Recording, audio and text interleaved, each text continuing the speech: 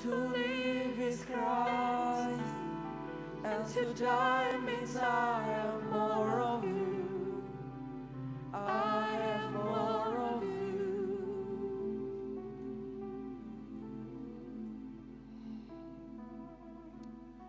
Ini bait-Mu Bapa, ini bait-Mu. Bukan kami lagi yang hidup, tapi Kristus yang hidup. Kami menyembah Engkau dengan jiwa kami, pikiran, perasaan, dan tindakan kami. Ini adalah penyembahan kami di hadapan-Mu. Sehingga hidup kami bukan kami lagi yang hidup, tapi Kristus yang hidup. Bapa, ajar kami untuk mengerti setiap kehendak-Mu. Ajar kami mengerti hubungan daripada Bapa dan Putra yang begitu dekat itu Tuhan. Terima kasih Bapa, terima kasih. Damai sejahtera dan sukacita daripada Engkau turun atas kami. Hikmat-hikmat-Mu mengalir atas kami semua di tempat ini.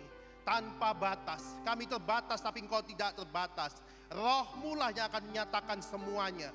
Bukan kami lagi yang menyatakan, tapi Roh-Mu yang berkuasa untuk semuanya.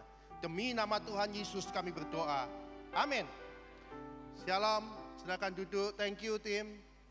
Mantap. Thank you untuk pemuritannya pra remaja, luar biasa. Siap-siap pra remaja nanti itu, nanti yang tadi tampil. Tahun ini kalian akan melayani di ibadah umum. Amin. Saudara, kemarin kita udah belajar bagaimana menjadi putra. Dan saya percaya, saya minta slide pertamanya. Saya percaya saudara tidak akan lagi terombang-ambing oleh angin pengajaran seperti yang di tema sekarang yang Pak Arifin Papa kita omongin mengenai grow. Tapi saya tambahkan in Christ. Ayatnya Efesus 4:14-15 katakan seperti ini. Sehingga kita bukan lagi anak-anak yang diombang-ambingkan oleh rupa-rupa angin pengajaran, oleh permainan palsu manusia dalam kelicikan mereka yang menyesatkan, tetapi dengan teguh berpegang kepada kebenaran, kepada Kristus. Kebenaran itu adalah Kristus pribadinya di dalam kasih. Kita bertumbuh di dalam segala hal ke arah Dia. Kristus adalah kepala. Jadi kekristenan itu harus membawa kita pada pertumbuhan yang pada ke arah Dia. Jadi kalau saudara mengenal Kristus, saudara katakan saudara menyembah Kristus, saudara ikut seminar ini, seminar itu, sekolah teologi ini, sekolah teologi itu. Banyak sekolah yang saudara lakukan, tapi saudara tidak mengarah kepada keserupaan akan Kristus. Berarti ada yang salah dengan pertumbuhan saudara. Amin? Itu aja. Semakin hari, semakin Kristus semakin nyata. Di mana? Di Yerusalem dulu. Bukan di mana-mana. Pak Arifin tadi ngomong, Papa kita ngomong. Jangan pusing yang di luar, yang di dalam ini loh. Perhatikan yang di dalam ini. Kalau yang di dalam sudah jelas, Kristus yang muncul. Di luar juga Kristus yang muncul. Amin. Tapi kalau yang di dalam genderuwo yang muncul, di luar lebih genderuwo lagi. Jelas saudara ya? Jadi pastikan yang Yerusalemnya. Next. Nah, kalau kemarin saya sudah ajarkan mengenai kasih. Itu adalah hukum daripada segala hukum. Dan saya juga sudah ajarkan mengenai hukum Taurat. Terus apa gunanya hukum Taurat? Hukum Taurat adalah bagaimana tahu, engkau saudara tahu itu dosa kalau tidak ada hukum Taurat. Tidak mungkin. Hukum Taurat memberitahu kalau kita itu menyimpang, tersesat. Kegunaan daripada hukum Taurat adalah penuntun bagi kita sampai pada Kristus itu datang supaya kita dibenarkan karena iman.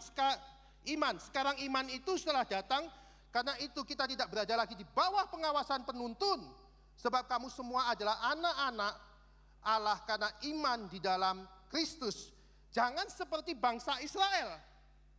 Bangsa Israel waktu keluar daripada Mesir ngikut penuntun. Wow, seneng. Waktu keluar dari Mesir dia bergerombol, berjuta-juta orang. Yes, kita keluar merdeka dari perbudakan Mesir. Mereka bertobat, mereka mungkin dibaptis di dalam air, dibaptis di dalam awan. Terus udah itu minum daripada batu karang rohani yaitu Kristus. Artinya apa? Bangsa Israel taat pada penuntun. Tapi Tapi apa? Mereka hanya tertuju pada tanah yang dijanjikan aja. Yang memuaskan hatinya, dagingnya dia. Aku nanti ke tanah perjanjian, dapat ini. Janji Tuhan dapat ini. Janji Tuhan dapat ini. Janji Tuhan dapat ini. Bangsa Israel hanya fokus kepada tanah perjanjiannya. Tidak fokus kepada apa yang Tuhan mau. Jadi fokus kepada apa yang Tuhan mau. Bukan fokus pada janji yang pokoknya aku tanah perjanjian. Tapi kalau engkau nggak mau fokus pada apa yang Tuhan mau, biarpun kau ngikuti penuntun seperti bangsa Israel yang tertulis di 1 Korintus 1 ayat 7 dan sekitarnya seterusnya itu, sia-sia. Kenapa? Penuntun ini tujuannya adalah menuntun untuk engkau sampai kepada Kristus. Kalau engkau dituntun taat tapi masih sungut-sungut, aku kan sudah taat sama Musa, aku kan jadi tuntun, aku udah lihat tiang awan, tiang api, aku lihat mana, aku lihat burung puyuh, aku lihat mujizat, cuma komplain aja, Kristus nggak muncul, kasih itu nggak muncul dalam dirimu, engkau juga akan tetap mati di padang gurun. Akhirnya apa? Janji Tuhan tetap tinggallah janji tok. Akhirnya generasi yang selanjutnya yang sampai kepada tanah yang dijanjikan. Jadi pastikan saudara mengerti bahwa Taurat, hukum Taurat, Alkitab itu menuntun sebagai penuntunnya. Untuk apa? Engkau berubah. Jadi fokusnya gimana Pak? Fokus pada tujuannya, iya bukan tujuan dagingnya, yaitu tanah perjanjian, bukan. Tapi tujuan Allah, apa? Serupa dan segambar dia, itu tujuan Allah. Kalau ini ada, otomatis tanah perjanjian sudah ada dalam dirimu. Amin. Tapi kalau engkau fokus ke janji Tuhan, komplain sana, klaim ayat ini, kau nggak akan sampai. Tapi kalau engkau fokus kepada Yerusalemmu, yang di dalam ini keserupaan akan Kristus muncul dalam dirimu. Engkau taat belajar menyerahkan perpuluhan dengan mengosongkan diri. Engkau belajar untuk mengajar dengan apa? Belas kasihan. Engkau belajar dengan posisi Kristus itu ada dalam dirimu. Nah, tanah perjanjian pasti datang. Amin. Next. Tidak ada seorang pun yang bisa dibenarkan oleh karena melakukan hukum Taurat. Itu firman-Nya. Ya gimana mau melakukan? Kalau ibadah kita tidak lebih benar dari ahli Taurat dan orang Farisi aja, kita nggak bisa masuk dalam kerajaan surga. Artinya apa? Ahli Taurat itu sangat taat kepada firman. Oh sangat taat. Orang Farisi itu sangat taat kepada ayat-ayatnya. Tapi ketaatan mereka tidak membuat mereka masuk dalam kerajaan surga. Terus udah itu, kemarin sudah ngomong, jangan bingung, jangan membunuh. Marah aja sudah membunuh. Jadi nggak mungkin kau bisa melakukan firman kan? Di sini siapa yang nggak pernah marah? Angkat tangan. Halo? Siapa yang nggak pernah marah? Angkat tangan. Nggak ada. Berarti semua dari kita pernah membunuh kan? Di hadapan Tuhan. Betul?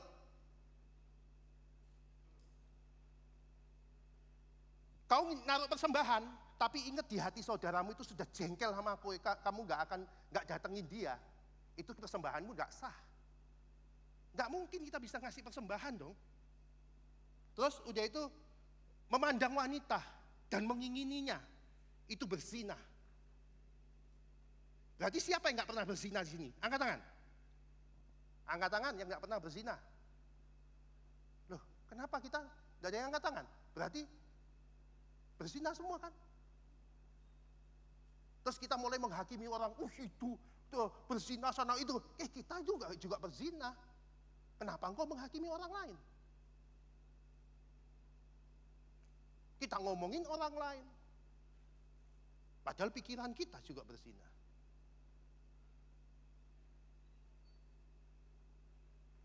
Jangan menolak orang yang meminjam sesuatu daripadamu.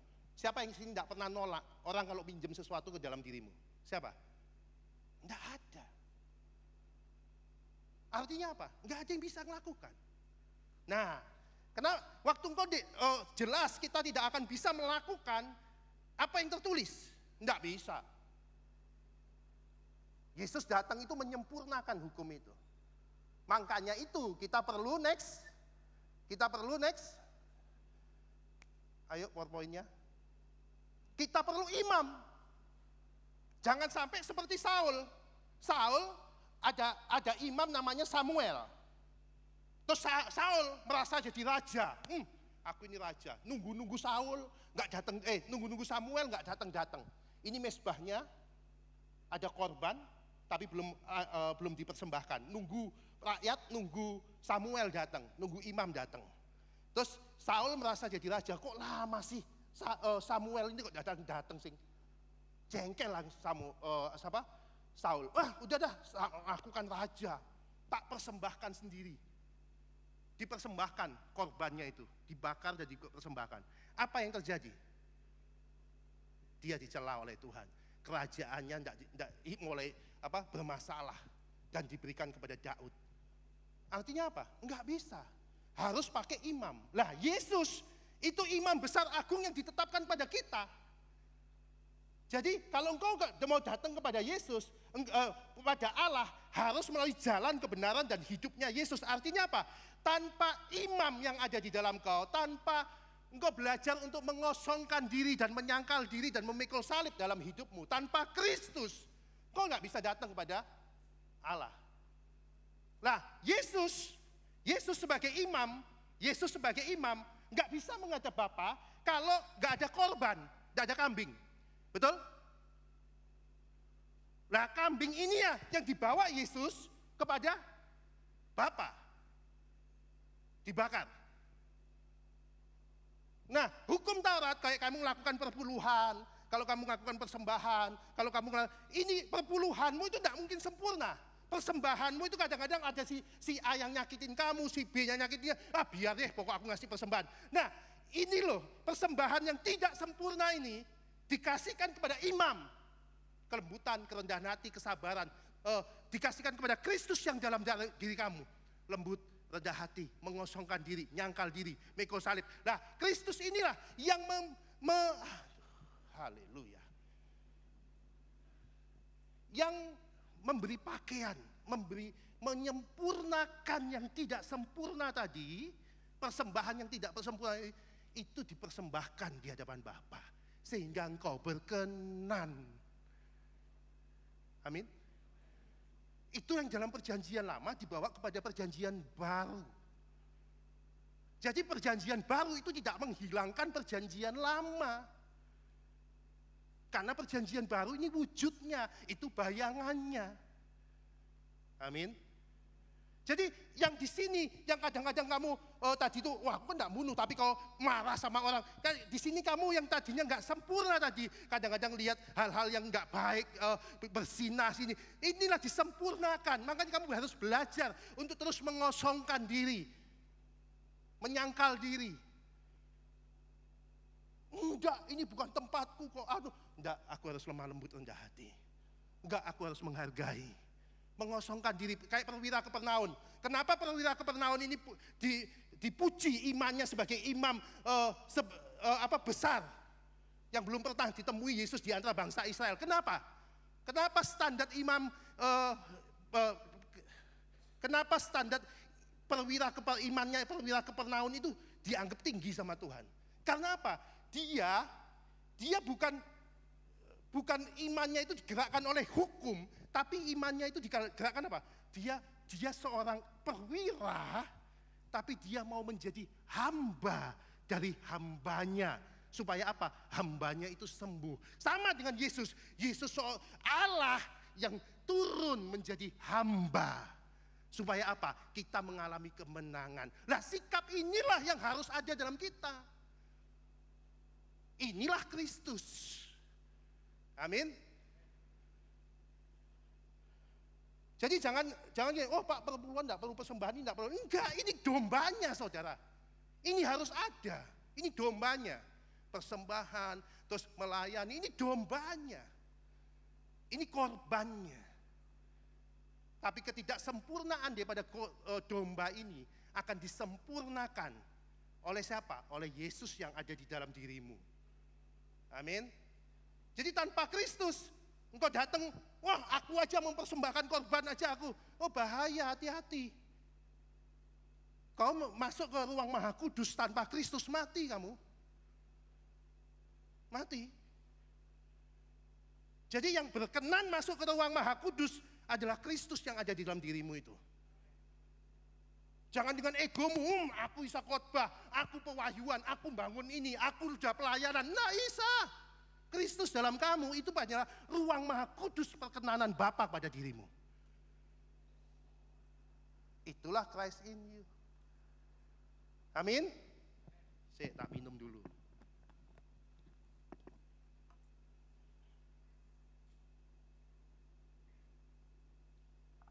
Next. Ini sudah saya jelaskan. Jadi kita itu menyembah Bapa, kita itu menyembah Allah, menyembah Bapa melalui siapa? Melalui jalan kebenaran dan hidupnya Kristus. Jadi kita menyembah Bapa itu bukan lagu. Haleluya, haleluya. Sampai rumah apa lo? Wow, enggak bisa. Makanya Daud ngomong gini, hai jiwa, sembahlah Tuhan, hai jiwaku. Jiwa, di dalam jiwa itu ada apa? Pikiran, perasaan, 3 tindakan, betul? Artinya apa? Pikirannya Kristus, perasaannya Kristus, tindakannya Kristus. Bukan lagu. Jangan nyanyi, oh hai jiwaku sembahlah Tuhan, jiwaku. Sampai rumah pukul orang, hina orang, ini mana jiwa? Jiwa itu pikiran, perasaan, tindakan. Jadi kalau kau ngomong nyanyi, sembahlah Tuhan hai jiwaku, tapi jiwamu tidak memuji dan menyembah Dia, dalam pikiran dan perasaanmu tidak mencerminkan Kristus, enggak bisa. Amin. Inilah yang membuat orang Kristen itu cuma muter-muter di padang gurun. Karena apa? Mereka hanya fokus dengan lagu-lagunya. Mereka hanya fokus pada musiknya. Mereka hanya fokus pada ritualnya. Bukan pada Kristus dalam diri mereka. Oh, pokoknya aku orang Kristen, pokoknya aku lahir baru, pokoknya aku dibaptis, pokoknya aku basah roh. Nggak bisa, itu nggak menyelamatkan kamu. Yang menyelamatkan kamu hanya Kristus yang ada di dalam dirimu. Amin. Makanya saya keras ngajar ini, kenapa? Saya tahu ini kebenaran yang memang mutlak. Nggak bisa dibantah. Mutlak kebenaran ini. Karena hanya Kristus di dalam kamu yang menyelamatkan kau. Oh, sekali selamat, langsung selamat Pak. Loh, kata siapa? Gak bisa. Kita akan singkapkan lagi, banyak lagi di sini. Next.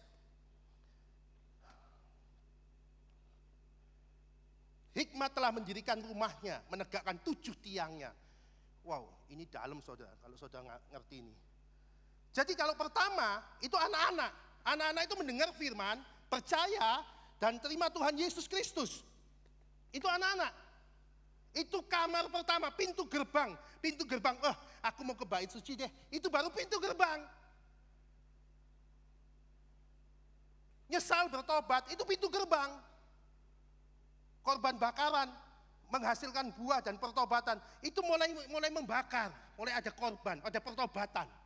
Itu pintu pertama. Itu tadi yang Pak Arifin ngomong itu bukan taat ya, tunduk. Yang pertama anak kecil ini tunduk aja. Saudara kalau anak saya masih kecil, dia nggak perlu taat, cuma tunduk. Nggak boleh ini, iya Pak. Ini nggak boleh, iya Pak. Ini nggak boleh, iya Pak. Itu anak saya. Masih di bawah 10 tahun, masih di bawah 11 tahun. Dia cuma tunduk.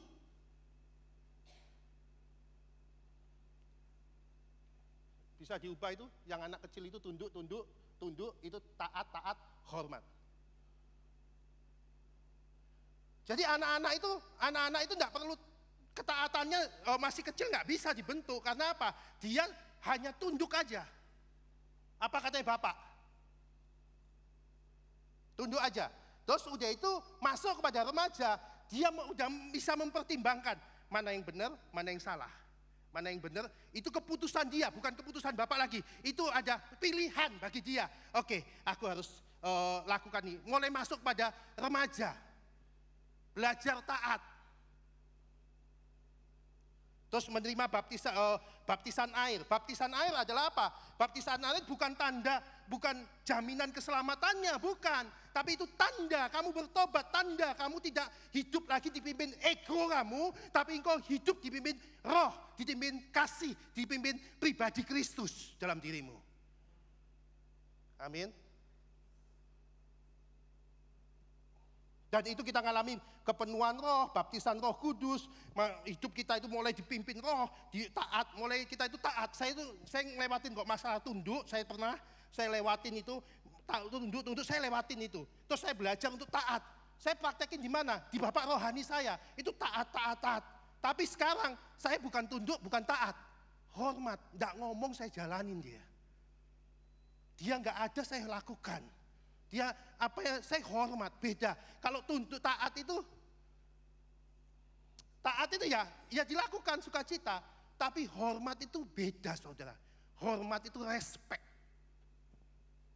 Oh beda banget, levelnya hormat dan taat itu beda. Jauh. Nah kita ada di posisi mana? Kita masih ribut, coba kita lihat di Ibrani 6 ayat 1, coba lihat, bukain. Ibrani 6 ayat 1.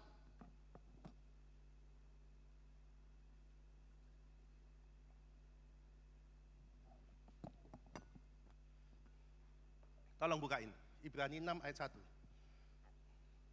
Sebab itu, marilah kita tinggalkan asas-asas pertama dari ajaran tentang Kristus, dan beralih pada perkembangan yang penuh. Jangan lagi kita meletakkan dasar dari perbuatan yang sia-sia dan dasar kepercayaan kita kepada Allah. 2, yaitu ajaran tentang berbagai pembaptisan, penumpangan tangan, kebangkitan orang-orang mati, hukuman kekal. 3, dan itu next. Oke. Kembali lagi ke tempat tadi. Ke slide PowerPoint-nya tadi. Poin yang tadi. Halo. Oke. Kalau saudara masih ribut di 1, 2, 3, nggak naik, nggak meninggalkan yang itu, asas itu aja diributin, dibertengkarin, untuk apa? Gitu loh. Mulai naik ke level kedua, level ketiga, level keempat, 5, 6. Amin. Jadi jangan ribut di level keempat, waduh baptisan ini gini Pak, aduh ini yang jadi masalah nanti. Akhirnya kita cuma urusan di sini terus. Kapan jadi putranya? Loh Pak, kalau kita level anak toh, kita baru masuk anak kecil, belum akil balik, belum dewasa, belum menjadi putra. Kira-kira masuk ke surga atau enggak? Kira-kira nih. Itu keputusan Allah, tapi saya akan singkapkan satu rahasia. Di perumpamaan Yesus mengenai tentang pohon ara yang tidak berbuah, Lukas 13 ayat 6 sampai 9. Saudara lihat, di situ saudara bisa mengerti, anak-anak itu kira-kira berkenan enggak? Remaja itu kira-kira berkenan enggak pengertiannya? Tuhan, coba ini perumpamaannya. Perumpamaan Yesus ngasih perumpamaan seperti ini. Ada pohon ara ditanam di tengah-tengah kebun anggur. Pohon itu ditanam di depan kebun anggur. Lalu pohon itu bertumbuh dewasa, rindang. Tapi sang empunya kebun anggur datang nyari pohon buah ara. Loh, tidak ada buahnya. Potong. Loh, jangan Tuhan, biarkan kasih waktu dulu dipotong, biar dia bertumbuh. Oke, kasih waktu lagi. Enggak tumbuh lagi, potong. Artinya apa? Bapak enggak nyari pohon, Bapak nyari buah. Saya ulang. Bapak enggak nyari pohon, Bapak nyari buah. Bapak enggak nyari pengikut, Bapak mencari Kristus. Tolong, PowerPoint tadi. Jadi, saudara sendiri yang jawab. Kalau engkau ada di level 1, 2, 3, 4, 5, tanpa masuk kepada 6, saudara sendiri yang jawab dengan perumpamaan ini. Saya tidak mau menghakimi, masuk atau tidak masuk, tapi perumpamaan ini sudah cukup menjelaskan, supaya enggak bertentangan nanti. Amin?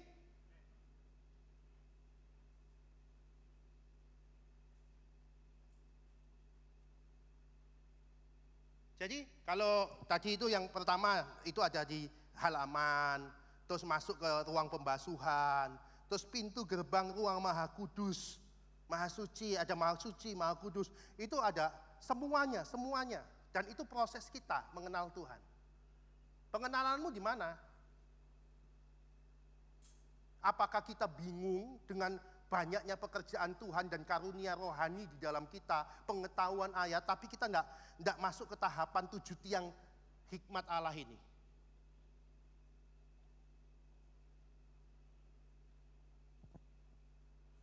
Jadi kalau Ibrani 1 tadi, Ibrani 6 ayat 1, tinggalkan asas yang pertama, tinggalkan ruangan yang pertama, tinggalkan kamar yang pertama. Baptisan itu tinggalin di situ, naik lagi ke levelnya. Jangan ribut di baptisan, jangan ribut di menghasilkan buah pertobatan atau enggak ya. Masalahnya tujuannya berbuah. Sama engkau keluar daripada Mesir, engkau dituntun dengan ayat-ayat itu, ada janji firman tanah perjanjian, tapi bukan tanah perjanjian yang poin goalnya. Yang Tuhan janjikan itu apa? Buahnya ini loh, waktu engkau jalan di tanah padang gurun, ada buah. Amin. Lah buah ini yang menentukan engkau dipotong atau enggak. Amin. Jadi pelayanan itu jadikan tempat engkau berbuah. Jangan aku pelayanan loh. Aku goalnya cuma pelayanan tok, goalnya cuma khotbah tok, goalnya cuma persembahan tok, goalnya cuma perpuluhan, goalnya cuma hal-hal itu. Tinggalin itu, naik ke atas lagi. Karena itu sudah gaya hidupmu yang harus engkau lakukan. Amin. Wah ini jadwalnya ini, wah ini masih ribut bertengkar masalah jadwal, bertengkar. Aku kan enggak tugas di sini, aku jam ini masih ribut masalah itu. Tinggalin itu, lakukan dengan tanggung jawab, hormat kepada Bapa. Bukan tunduk lagi, bukan taat lagi, hormat kepada Bapa. Amin. Haleluya. Tadinya saya ngomong, Tuhan aku enggak sanggup menyampaikan yang ini. Tapi memang Tuhan selesaikan juga. Jadi perjanjian lama dan perjanjian baru itu tidak bisa dipisahkan, saudara. Nggak bisa. Itu saling terhubung banget. Jangan coba-coba memisahkan perjanjian lama dan perjanjian baru. Nggak bisa. Karena itu bayangan, ini wujudnya. Di wujudnya kita bisa lihat, oh ini toh ruang maha kudus, oh ini toh halaman, oh ini toh tempat pembasuhan, oh ini toh pintu gerbangnya kemah maha kudus, oh ini toh pelita itu di sini posisinya. Itu ada gambarannya semua. Saya kalau tak ceritain satu nggak cukup waktunya ini. Pelita itu di posisi Yesusnya dalam kamu itu kayak apa, saya bisa jelasin. Tapi nggak cukup. Roti sajian itu apa?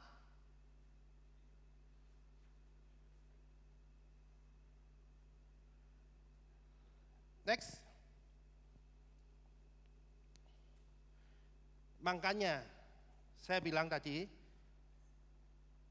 waktu kau percaya, waktu kau keluar daripada Mesir seperti bangsa Israel, waktu engkau keluar daripada Mesir dan mulai mempercayai Musa, mulai mempercayai Yesus, mulai mempercayai Allah, engkau keluar di sini, ingat tujuannya itu bukan bukan tanah perjanjian, bukan janji Tuhan yang terjadi sama kamu. Bukan, tujuannya adalah waktu di tanah perjanjian ini engkau harus menghasilkan buah. Sehingga waktu buah ini ada, akibat buah ini membuat engkau janji Dia ada dalam dirimu. Amin. Makanya jangan percayai dengan tahyul dan dongeng orang nenek-nenek tua. Baca ayat pasti mujizatnya terjadi. Doain, tumpangin pasti engkau terjadi. Nggak bisa. Dibaptis pasti diselamatkan. Itu tahyul. Karena baptisan itu cuma tanda. Wih, ada setan, ucapin ayatnya, ucapin dalam nama Yesus, aku usir kau. Setannya takut, no. 7 anak sekewa, ngucapin ayat. Demi nama Yesus dan yang diberitakan Paulus, aku usir engkau. Setannya ngomong gini, aku kenal Paulus, aku kenal Yesus, lu siapa? Ditelanjangin tuh, 7 anak sekewa tercatat di Alkitab. Karena apa? Firman itu bukan ucapannya yang berkuasa, tapi siapa yang mengucapin. Amin. Saya ulang. Firman itu bukan ucapannya yang berkuasa, tapi siapa yang ngucapin.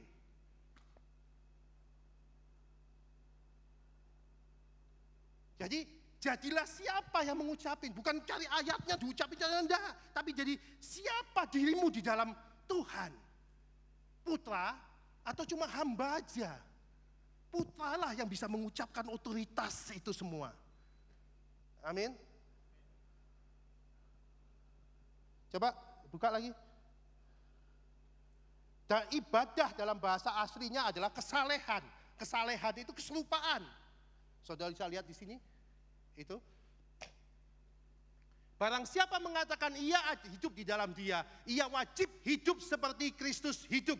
Artinya hidup, bahasa Yunaninya itu artinya berjalan, berperilaku dan hidup seperti Kristus hidup.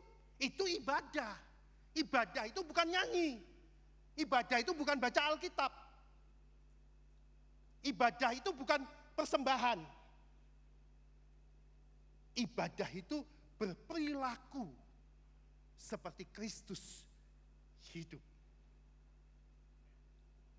Makanya penyembahan ini tidak bisa dibatasi oleh gunung dan Yerusalem. Itulah penyembah-penyembah roh dan kebenaran. Amin. Amin dan amin. Amin, oh saudara.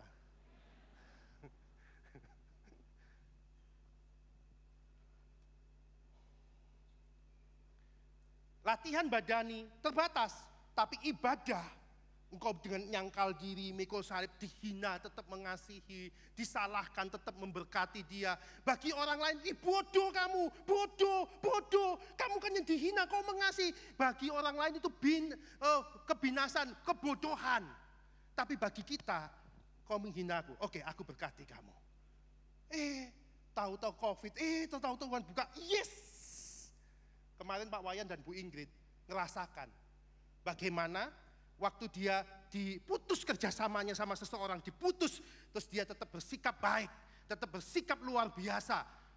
Dia tahu ini penderitaan ini mendatangkan penghiburan. Kemarin ke rumah saya, Pak Wayan, 2 hari kemarin cerita, ngobrol. Ternyata Pak ya, gini ya. Iya, itulah ibadah. Ibadah bukan nyanyi. Ibadah bukan musik. Ibadah perilaku, jiwa. Menyembah Tuhan itu dengan jiwa, pikiran, perasaan, tindakan Kristus. Itu ibadah. Hai, sembahlah jiwaku. Itu bukan mulut kita ngomong, tapi itu tindakanku. Makanya Paulus itu menyembah Bapa. Paulus juga, Daud itu menyembah Bapa bukan dengan ucapan, tindakan, pikiran dan perasaan dia. Itu adalah cerminan dia menyembah Bapa. Makanya waktu Saul dihadapkan ke dia di dalam gua, Daud tinggal membunuh dia, tapi dia, jangan aku menjamah orang yang diurapi Tuhan. Biarpun perasaan Daud gini, Saul yang membunuh aku, Saul yang menghina aku, Saul yang ngejar-ngejar aku, biar aku bunuh, selesai. Tapi dia mau taklukkan dirinya, mengosongkan diri. Enggak, aku ini siapa? Jangan aku menjamah orang yang diurapi Tuhan. Artinya apa? Dia mengosongkan dagingnya, egonya, emosinya. Untuk apa? Untuk menghormati Tuhan. Itu penyembahan. Itu yang dilakukan perwira Kapernaum, itu penyembahan. Itu yang dilakukan orang Samaria yang baik hati, itu penyembahan.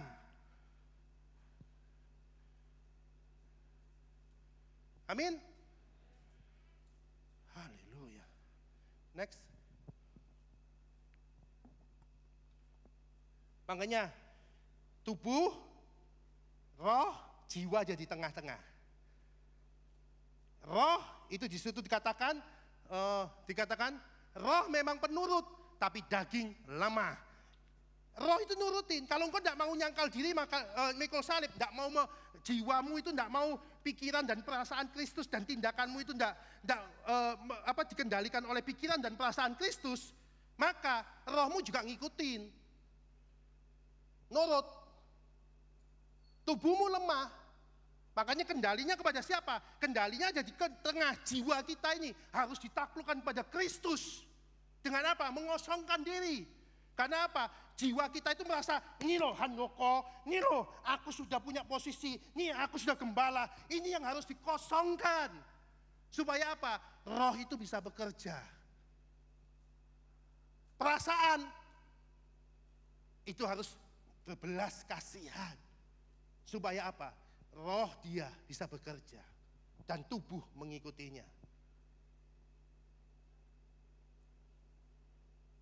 Jangan nyanyi-nyanyi tok, pujilah Tuhan, hai jiwaku. Lagunya, musiknya suaranya merdu, luar biasa. Merinding-merinding Pak aku Pak, aduh merinding-merinding Pak. Kekuburan aja sama aja, merinding kok. Merinding-merinding. Nggak usah cari merinding di sini. Kuburan itu merinding-merinding. Coba datang jam 12 malam. Merinding-merinding.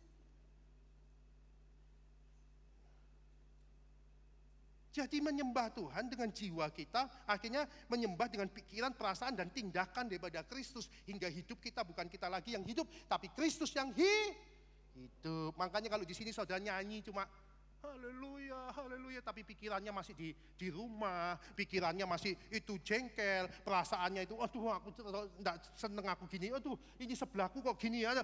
Saudara, kalau engkau mau nyembah Tuhan, udah Tuhan, oh haleluya, luar biasa. Udah tidak usah lihat kiri kanan, pikiranmu ke dia, perasaanmu ke dia, tindakanmu ke dia. Baru engkau nyanyi. Jangan nyanyi tok. Pikiran, perasaan di rumah, di tempat orang nagih, teman, jangan. Amin. Jadi kalau engkau menyembah dia, pastikan kalau saya pagi hari itu udah tak, saya bangun pagi-pagi, saya tinggalin semuanya, saya datang Tuhan. I love you. We love you Jesus. Horata sikar talikedo musyo paleta. Hikaya kana masunda la masopa. Biar saya glosor, biar saya nggak peduli lagi. Karena apa? Hanya dia. Amin. Itu penyembahan. Kok dibawa penyembahan ya sekarang ya? Ya itu penyembahan. Amin. Next.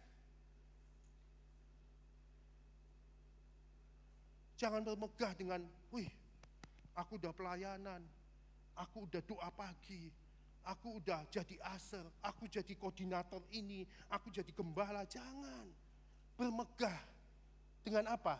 Ini loh, kayak Yesus ke Thomas, nih, bekas tanganku ini nih. Ini dipaku, gara-gara aku mengasihi kamu nih, dipaku jebol nih. Bolong. Nah, ada enggak bekas-bekas luka dalam dirimu, di mana engkau melakukan karena kasih? Paulus ngomong seperti ini. Tetapi aku sekali-kali tidak mau bermegah selain daripada salib Kristus, Yesus Kristus. Sebab olehnya dunia telah disalibkan bagiku, dan aku bagi dunia. Sebab bersunat atau tidak bersunat tidak ada artinya, tetapi menjadi ciptaan baru. Itulah yang berarti. Jangan ribut masalah baptisan, sunat atau itu kamar pertama. Itu loh maksudnya. Dan semua orang yang memberi dirinya dipimpin oleh patokan ini, batu penjuru ini maksudnya, turunlah kiranya damai sejahtera dan rahmat atas kasih mereka dan atas Israel milik Allah. Selanjutnya jangan ada orang menyusahkan aku karena karena pada tubuhku ada tanda-tanda milik Kristus. Artinya apa? Ada luka-luka di tubuhnya Paulus waktu dia tetap mengasihi, waktu dia di penjara, egonya Paulus itu dihancurin.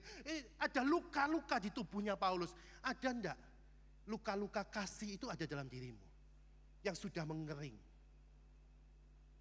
Tanda-tanda bekas luka karena engkau berkorban buat si A. Tanda bekas luka karena engkau mengampuni si dia. Tanda bekas luka karena engkau merilis, oh kamu enggak nagih kamu enggak bayar hutang. Oke, aku lepasin kamu. Ada enggak bekas luka-luka itu? Kalau itu enggak ada, engkau bukan milik Tuhan. Karena apa? Enggak ada bekas lukanya itu. Tanda bahwa engkau milik Tuhan. Engkau cuma nurutin dagingmu, dia salah, apa tuh? Itu dia cuma ngikutin egonya terus. Kalau ikut Yesus itu saudara, pasti ada bekas lukanya. Tanda, engkau ngampuni dia, engkau membebaskan dia, engkau minta maaf, merendahkan hati. Dia sudah salah, engkau bisa datang minta maaf sama dia. Itu bekas luka.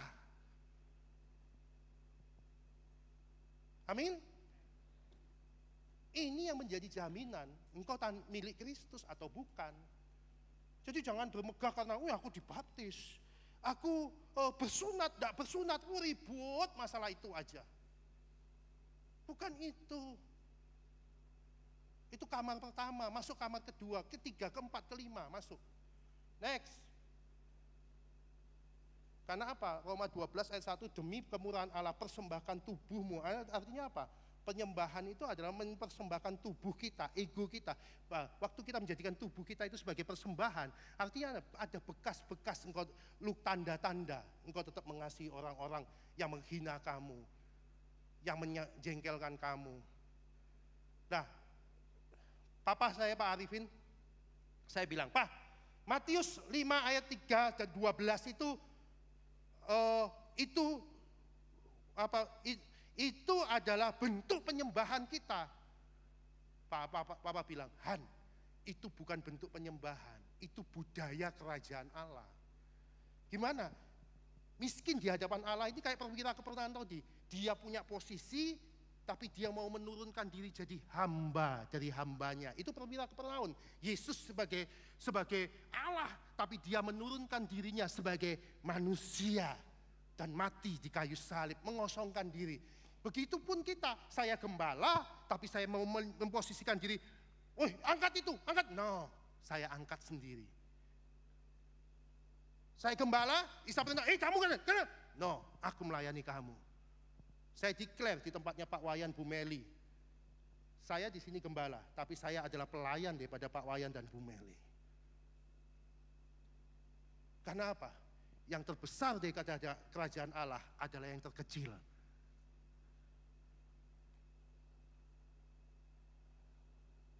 Itu budaya kerajaan Allah.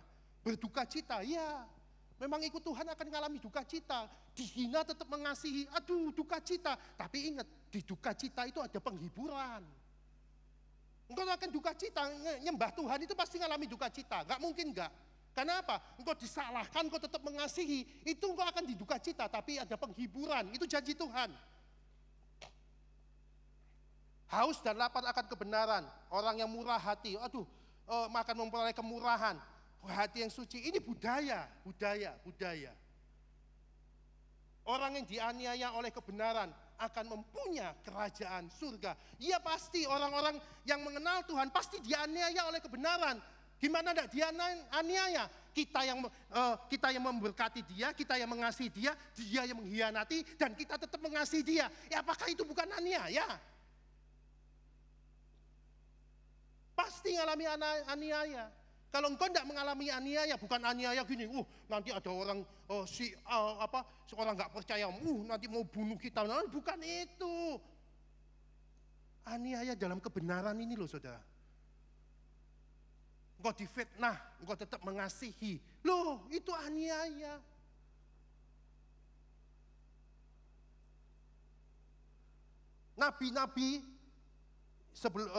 Nabi-nabi dulu pasti dapat mengalami aniaya dalam kebenaran. Karena apa? Difitnahkan yang nggak baik, difitnahkan yang ini, semuanya. Karena apa? Mereka pemilik kerajaan surga. Amin. Next. 2 menit lagi.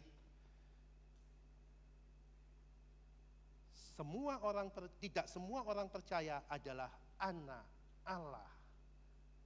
Ayatnya mana Pak? Ini ayatnya. Akan tetapi firman Allah tidak mungkin gagal. Sebab tidak semua orang yang berasal dari Israel adalah orang Israel. Dan juga tidak semua orang yang terhitung keturunan Abraham adalah anak Abraham.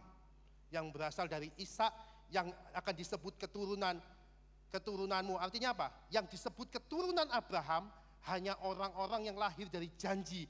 Yang seperti Ishak, bukan dipimpin oleh daging seperti si budaknya itu, bukan. Jadi sama-sama anaknya Abraham. Satu dari Sarah, satu dari si ini, saya tidak sebut. Si ini. Tapi yang mendapat privilege mana? Yang ini. Terus kita komplain yang biasa dipimpin daging, yang biasa egonya, harga dirinya biasa dipimpin egonya dan harga dirinya. Loh, aku kan juga anaknya Abraham, aku juga harus masuk. Nggak bisa. Itu sudah ketetapan Allah. Hanya orang yang dipimpin roh Allah yang adalah anak Allah. Jangan merasa aku udah dibaptis, aku udah di gereja, aku sudah jadi pelayan ini. Nggak bisa. Nggak semua anak Abraham adalah anak Abraham. Nggak bisa. Anak perjanjian yang di keturunannya. Jelas saudara? Amin. Haleluya, selesai.